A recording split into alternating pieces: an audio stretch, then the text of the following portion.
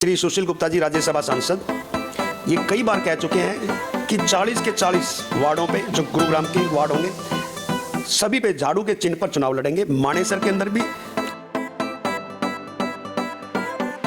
के पसंदीदा channel happiness India में इस वक्त मैं मौजूद हूँ आम आदमी पार्टी कार्यालय में, और मेरे साथ मौजूद हैं मुकेश डागर कोच जी। और सर, सबसे पहले बहुत बहुत नमस्कार और शुक्रिया हमारे चैनल को अपना ये कीमती समय देने के लिए।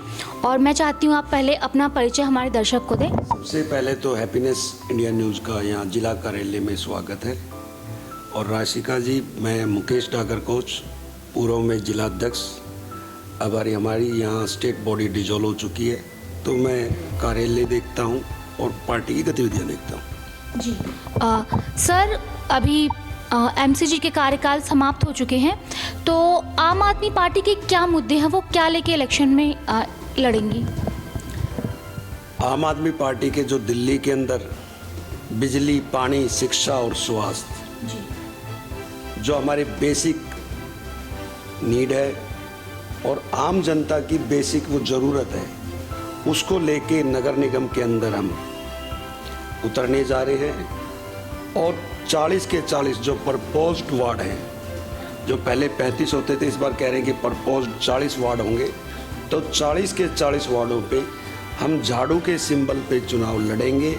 और जो हमारा मुद्दा होगा वो मेन मुद्दा होगा कि नगर निगम में फैले भ्रष्टाचार को ख़त्म करना, लोगों के लिए काम करना, लोगों की ज़रूरत क्या है, जैसे कि उनकी सीवर्स की सुविधा है, पानी की है, उनके रोड की है, गलियों की है, जो बहुत बुरा हाल हो चुका है, उन सब को लेके हम नगर निगम में बहुत मजबूती से चुनाव लड़ने जा रहे हैं। और हम चुनाव सिर्फ लड़ने के लिए हम चुनाव में नहीं उतरेंगे। हमारा केवल एक ही ध्येय होगा कि हम चुनाव में जीत के और यहाँ केजरीवाल जी की नीतियों का प्रचार और प्रसार यहाँ से हम बिगुल बजाएंगे और शुरू होगा। सर, मुझे ये बताएं तैयारी कैसी चल रही है, क्योंकि हर जगह देखा गया है प्रचार शुरू हो गई है, सबने अपनी बैनर लगा दी हैं और काम कहीं मूल रूप से नहीं हुआ, लेकिन प्रचार के समय लोग पहले से शुरू हो गए, तो इस पर क्या कहेंगे आप? मैं आपको बता दूं,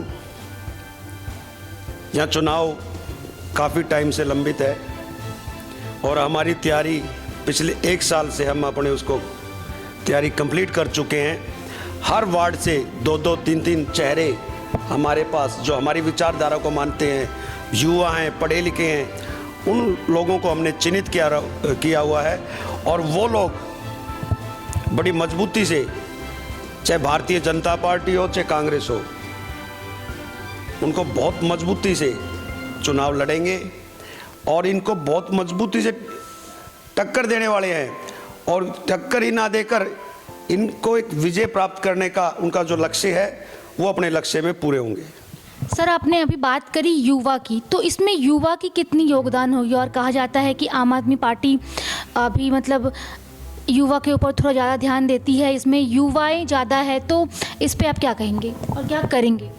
भारत की सबसे युवा पार्टी आम आदमी पार्टी है जी। 10 साल के अंदर नेशनल पार्टी का दर्जा प्राप्त हुआ है और इसमें सबसे ज़्यादा युवा ही जीत के आए हैं, इसलिए भारत की इसको युवा पार्टी हम कह सकते हैं। और हमारी जो प्राथमिकता है युवाओं को देश के अंदर, क्योंकि देश ही सब 65% साथी हमारे युवा है, हमारा भारत देश ही 65% साथियों से युवा से भरा हुआ है, तो इसमें बहुत ज़्यादा जोश है और युवाओं की एक बहुत बड़ी भागीदारी आम आदमी पार्टी में होगी और युवा साथियों को हम ज़्यादा से ज़्यादा टिकट देंगे। सर, हमारी सोर्सेज से पता चला आम आदमी पार्टी कुछ अभियान चला रही है, तो वो आप बताएंगे क्या अभियान है? एक हमारा वॉलंटियर मैपिंग संदीप पाठक जी की गाइडेंस में एक चल रहा है। जब से हमारी बॉडी डिजोल्व हुई है उसके बाद हर वॉलंटियर जो हमारे यहाँ जो हमारे से जुड़े हुए थे, उन वॉलंटियर को कहा गया है कि वॉलंटियर मैपिंग के थ्रू आप जो अरविंद केजरीवाल जी की विचारधारा से जो जुड़े हुए हैं, जो उनकी विचारधारा को मानते हैं, उनको सर्च करने का काम वॉलंटियर मैपिंग के थ्रू वॉलंटियर को दिया गया है। हम उसके बाद आपको बता पाएंगे कि गुड़गांव में हमारे कितने वॉलंटियर हैं और इस गांव में हमारे कितने वॉलंटियर, इस शहर में कितने हैं, इस विधानसभा में कितने हैं। तो उनका सारा आंकड़े को इकट्ठा करने के लिए वॉलंटियर मैपिंग स्टार्ट हो रही है और इसको लोग कर भी रहे हैं, काफ़ी कंप्लीट भी हो चुकी है। दूसरा है हमारा झंडा ऑपरेशन। हर घर के ऊपर झंडा लगाया जाएगा। जो झंडे की रक्षा कर सके, उस झंडे की विचारधारा को मानता हो, ऐसे घरों को चिन्हित कर कर उस पर झंडा लगाने का काम हमारे वॉलंटियर साथी करेंगे। जी, ये एक नया कदम उठाया गया है आम आदमी पार्टी की तरफ से। जहाँ जहाँ हमारी पार्टी पहले चुनाव लड़ती है, ये प्राथमिकता रूप से उसमें वॉलंटियर की सर्चिंग और झंडा अभियान हमारा उसमें चलता है। ये हमारा पहला चरण है। संदीप पाठक जी और सुशील गुप्ता जी की अगुवाई में जो हमारे आगे प्रभारी हैं, ये सब उसमें चल रहा है। सर, एक सवाल था, यहाँ देखा गया है लोगों के बीपीएल कार्ड से नाम काट दिए और सही में वो गरीब है, तो सरकार ऐसा कैसे कर सकती है? ये तो सरासरी जनता के लिए नाइंसाफ़ी हुई कि बीपीएल से नाम काट देना। गरीब जनता के साथ भारतीय जनता पार्टी की जो यहाँ सरकार है वो धोखा कर रही है। और धोखा वो किस तरह से कर रही है? बनाने वाले भी यही लोग थे और काटने वाले भी यही लोग हैं। इन्होंने अलग अलग मापदंड रख दिए हैं कि जिसकी बिजली का बिल इतना आएगा, जिसकी इनकम इतनी होगी, वो इस रेखा में नहीं आएगा। जो इनके मापदंड हैं वो ठीक नहीं है और इसी वजह से कट रहे हैं। और हम इसकी लड़ाई बहुत फुल जोरों से हम गुड़गांव के अंदर चला रहे हैं और इनकी मदद कर रहे हैं। और जो भी उनको जो बीपीएल परिवार हैं, उनको जो डाटा चाहिए होता है, वो हम हमारे वॉलंटियर साथी उनकी मदद करते हैं और वो उनको सर्च कराने में उनका साथ देते हैं। सर, आपने अभी बीजेपी की बात की, तो ये क्या हम समझ सकते हैं कि आम आदमी पार्टी को टक्कर देने वाली बीजेपी है, या फिर आप बात कर रहे थे कि संगठन के लिए? आम आदमी पार्टी को कोई भी टक्कर नहीं दे सकता। हमारा स्ट्राइक रेट जीतने का 85% है। बात रही बीजेपी की, बीजेपी यहाँ सत्ता में है, धन बल के उसमें दुरुपयोग करके वो भले ही चाहे कहीं जीत के आए हों, परंतु जब नगर निगम में वो चुनाव लड़ने के लिए उतरेंगे तो उनको ये अपनी हकीकत का पता चलेगा। उनकी जो टक्कर है वो अपने ही कार्यकर्ताओं से है, क्योंकि वो कार्यकर्ता की जो उन्होंने वोट दिया था, जिस महत्वाकांक्षा से वोट दिया था, जिस उम्मीद के साथ वोट दिया था, वो उन उम्मीदों पे इनके पार्षद बिल्कुल भी खरे नहीं उतरे हैं। और हम एक युवा पार्टी होने के नाते, और हमारे ऊपर चाहे दिल्ली में लड़े हों, चाहे हम हिमाचल में लड़े हों, पंजाब में हो या गुजरात में, हमारे पे 2 पैसे का दाग आज तक कहीं भी नहीं लगा है। तो हम ये कह सकते हैं कि कट्टर ईमानदार पार्टी है, युवाओं की पार्टी है और बहुत पढ़े लिखों की पार्टी है। बहुत मजबूती से हम इनके साथ चुनाव लड़ेंगे और बीजेपी हमारी कहीं टक्कर में नहीं है। कांग्रेस का कोई वजूद गुड़गांव के अंदर नहीं है। भले ही वो कितनी भी उसमें पेपर में कितना भी लिखते हो, चाहे भारतीय जनता पार्टी अखबार में कितना लिख के देती हो, कितने भी ज्ञापन छपाती हो, हमारी पार्टी गरीब पार्टी होने के कारण ज्ञापन नहीं दे सकती, परंतु लोगों के दिल तक पहुंच चुकी है।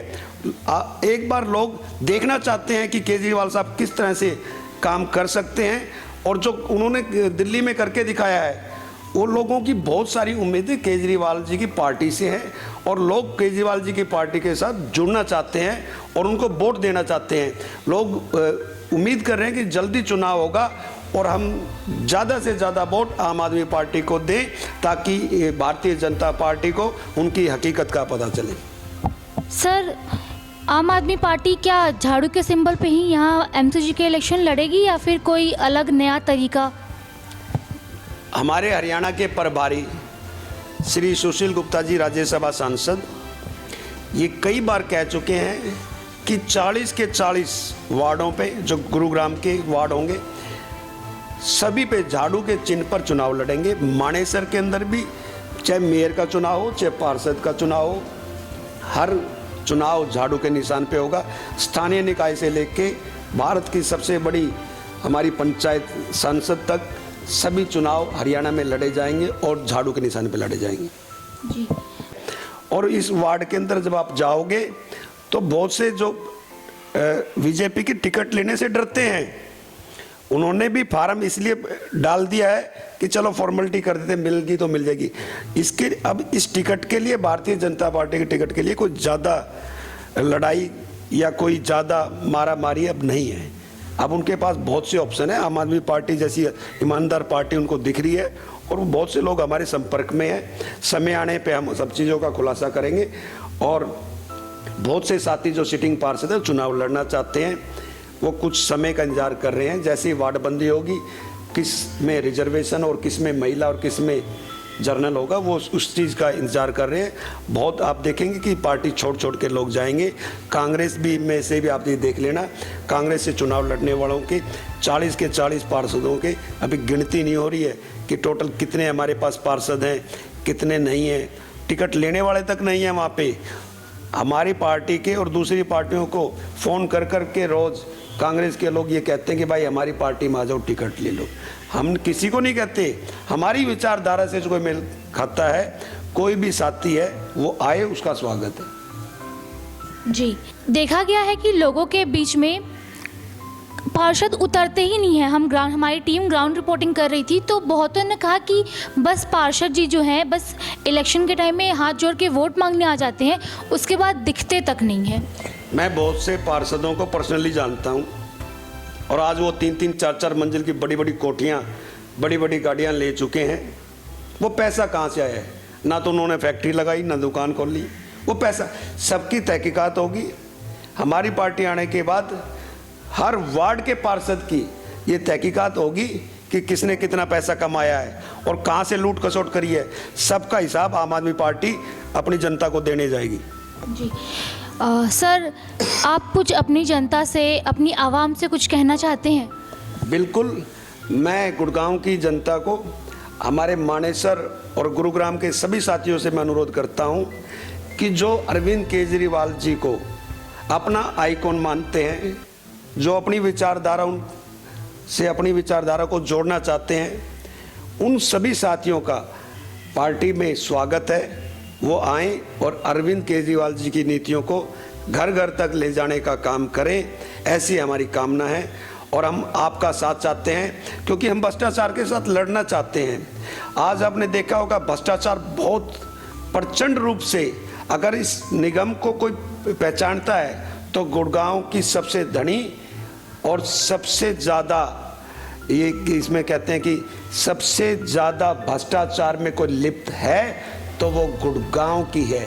इससे अगर मुक्ति दिलानी है तो इन पार्षदों का अपने वोट से, पहले अपने वोट देके आम आदमी पार्टी के पार्षद जिताओ। ये हम आपको विश्वास दिलाते हैं कि हम आपकी कसौटी पे खरा उतरेंगे और इससे निगम से हम पार्षद, सारे हमारे पार्षद मिलकर इस भ्रष्टाचार को ख़त्म करने का काम करेंगे। जी, तो हमारे साथ थे मुकेश डागर, जिन्होंने अपनी बात बहुत खुल के कही। इन्होंने कहा भ्रष्टाचार के ऊपर लड़ेंगे और एक बहुत अहम मुद्दा है क्योंकि देखा जा रहा है देश में भ्रष्टाचार ही भ्रष्टाचार है। बाकी तमाम इसी तरह के अपडेट्स के लिए हमारे चैनल हैप्पीनेस इंडिया के साथ बने रहें। धन्यवाद।